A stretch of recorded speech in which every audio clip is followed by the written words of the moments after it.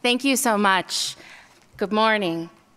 I'm grateful to everyone who worked so hard to plan this event and honored to be here with you this morning and these last couple of days to share it. As we near the second anniversary of the MeToo breakthrough moment, I'm grateful that we have the chance to come together to think about the way forward to achieving gender justice, security, equity, and a world that is free of violence. Since that historic day on October 15th, 2017, when the world was first introduced to the MeToo movement, so many people have tried to understand exactly what it is. Some searching for the answer in panic, others in shock, and some of us with a knowing nod. Over these past almost 2 years, I've had the honor to share precious time with our sister, Tarana Burke. And it has led me to believe that just as we seek to define what this movement is, it is necessary and important for us to understand what it isn't. I know that my sister Tarana feels this way too, and I asked her for permission to clarify it since she could not be here today. The MeToo movement is not exclusively about addressing workplace sexual violence. Addressing and ending sexual harassment is just one part of the MeToo movement.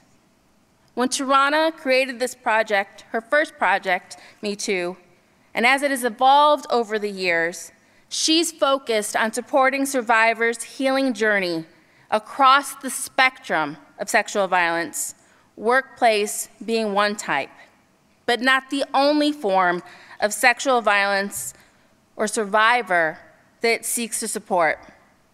Failure to understand that the MeToo movement extends beyond the workplace and is meant to focus on survivors and not the perpetrators or bad actors is a failure to understand the full scope, breadth, and depth of our sisters' beautiful vision. It is also a missed opportunity for the world to address sexual violence in all of its forms and in all the ways that it impacts people, sometimes once, but often many times over the course of our lives. Now, to the question at hand. Is it a revolt, a subversion, a revolution? There are many people who would certainly call the MeToo movement a revolt. Namely, a revolt by women who hate men and are now trying to take over the world. Well, this seems like a particularly dangerous framing in my mind, though it finally does give a nod to women and our ability, the reality, that we are poised to run the world, just as we've been organizing and running our families, our communities, our workplaces, and many other spaces for hundreds of years. And while I appreciate the nod, connecting our ability to build and run the world of our dreams, a world that is free of violence and safe for everyone, by calling it a post-MeToo revolt, I feel as though that seems desperate, fearful, and angry. Not exactly the framing that I think many of us would want to embrace. The other truth is that men, non-binary community members, and children also disclose sexual violence that they suffered because of the MeToo breakthrough, not just women. Despite what some might believe, the MeToo movement was not a call for anarchy or for people to take to the streets in rage, though many had good reason to do so. There was no secret plan for women or other survivors to get some unknown advantage by declaring our pain to the rest of the world. There was nothing sinister about the call to the public to lay bare our pain and some of the darkest, saddest secrets that we hold. There was no subversive plot underway at all. Some have referred to it as a revolution, and this framing, I think, is getting closer to defining what we've all experienced since the MeToo breakthrough moment. This movement has called on the masses to speak out, to rise up, and to take action. It has summoned survivors to finally let go of the pain, some of the pain, that has shackled millions of people across the world. The MeToo movement is a revolution based on the revelation that so many of us were already acutely aware of, which is that sexual violence in all of its forms is rampant, destructive, life-altering, and most importantly, preventable. This movement calls for healing, for empathy, for love, understanding, and it urgently has pushed for change. Healing and love are the foundation for this movement. Healing for survivors, self-love, and love for all of us, for all of those who've experienced this violence. This movement is not meant to be punitive, and despite popular belief, it is actually not aimed at taking anyone down. In my mind, the MeToo breakthrough moment on October 15, 2017 was an awakening for the entire world to a problem that's afflicted scores of people, the survivors themselves, the secondary survivors, and so many others who suffer from and because of sexual violence. And this MeToo breakthrough moment was made possible because it was built on a history of organizing, fighting for our rights, prior public disclosures by survivors, attempts to win justice, and efforts to prevent harm from persisting. In my case, as the daughter and granddaughter of migrant farm workers, as well as the representative of more than 700,000 farm worker women in the United States, we were not new to the anti-sexual violence movement when this moment happened in 2017. In fact, we had been working to address and end sexual violence for decades.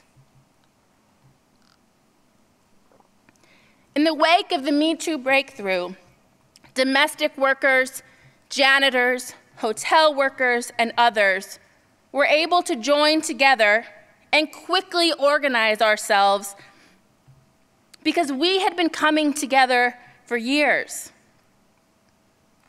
We'd been coming together to share our stories, our suffering, our proposed solutions, and we had been pushing for changes.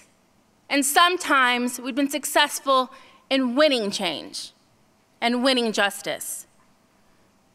In fact, over many years, we'd formed coalitions and built alliances.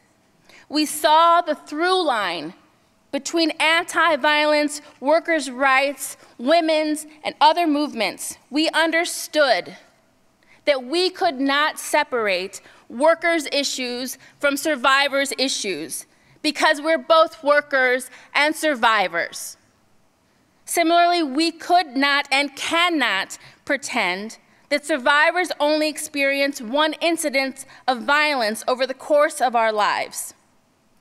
We know full well that people often experience violence, multiple forms of violence, in the home, in the workplace, in schools, on the streets, and in other spaces. Especially if we're more marginalized community members, like those who are living in poverty, immigrants, young, elderly, disabled, indigenous, LGBTQ, and all who are perceived to be less likely to ever report this violence. Ultimately, what was different about this moment was that when Alyssa Milano called on people to take action via social media following the disclosures by people in the entertainment industry, an opportunity emerged for unlikely partnerships to form. A partnership between Tarana Burke and Alyssa Milano. And in my case, in the case of farm worker women in the United States, the opportunity for farm worker women and women in entertainment to come together after we published our Dear Sisters letter. Not to mention women across other industries who linked arms with one another and who also spoke out for survivors of other forms of violence. We worked diligently to be heard, to be seen, to be supported, and to be supportive. The consequence of these unlikely partnerships was that we created a societal condition of focused pressure that could not be ignored. And it was not just in one country, one group of workers, one ethnicity, one income bracket, or one kind of survivor. It was masses of people.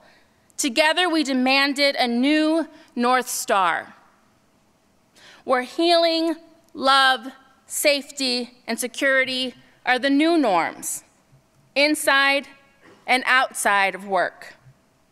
We kindled a fire that caused political leaders, social service providers, community and business leaders, unions, and so many more to finally feel the heat that compelled them to move to take action to address this insidious problem. Fundamentally, this movement has allowed us to see ourselves in each other. And we've become one of the most massive global social movements to contend with in modern times. The MeToo movement has finally also opened the eyes of people to the fact that marginalization is not synonymous with powerlessness, and that those among us who come from disenfranchised communities do not seek pity, handouts, or favors. We deeply appreciate that people's hearts have been broken by hearing our stories. But unless those broken hearts result in real change, in real investment in our organizations and in our communities, in real protection and real enforcement of the laws that are being passed to ostensibly protect our interests, then the concern and heartbreak that people have expressed after hearing our stories rings hollow.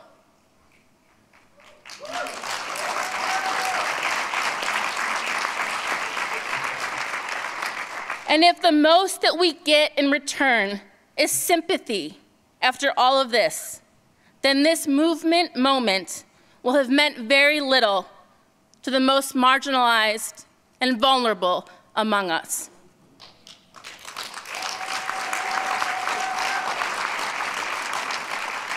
The MeToo movement is an awakening of consciousness, of accountability, of partnerships, of shared power and hope, of possibility for change, and responsibility, a new responsibility that we each hold to not look away without taking action.